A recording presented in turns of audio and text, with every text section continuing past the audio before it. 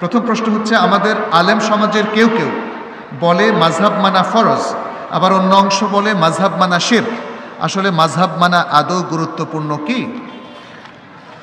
এটা নিয়ে নিশ্চয়ই অনেক আলোচনা ইউটিউবে আছে, আপনারা জানবেন।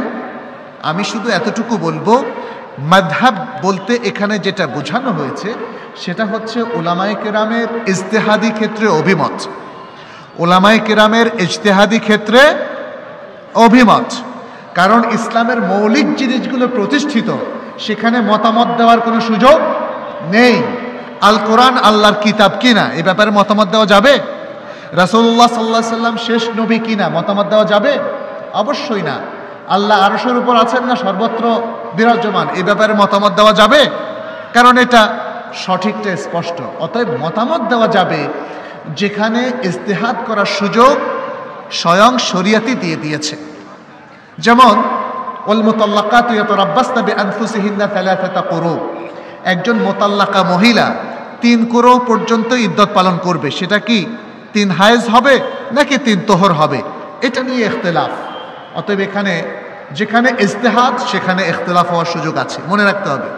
যেখানে ইজতিহাদ করার সুযোগ আছে সেখানে ইখতিলাফ করার সুযোগও আছে। আর যেখানে নাস আছে, স্পষ্ট নাস, সেখানে ইজতিহাদ করার সুযোগ নেই, ইখতিলাফ করার সুযোগ নাই। এ কারণে ইসলামী কায়দা হচ্ছে লা ইজতিহাদা মা'আন নাস। যেখানে স্পষ্ট কোরআন সুন্নাহর বক্তব্য আছে সেখানে কোনো ব্যক্তি, কোনো স্কলার, কোনো মানুষ তার নিজস্ব অভিমত দিতে পারে না। এই হচ্ছে আসলে ওলামাদের ট্র্যাডিশন। তারা কিছু গবেষণা করেছেন ইজতিহাদি জায়গাগুলোতে, পরবর্তীতে মানুষ ভুলক্রমে এগুলোকে সুনির্দিষ্ট মাযহাবে পরিণত করেছে। ফলে মানুষ ভেবেছে যে ওনার সম্পূর্ণ ইজতিহাদি মতগুলোকে আমরা অন্ধ অনুকরণ করব। এটা কিন্তু ভয়ঙ্কর একটা ভুল।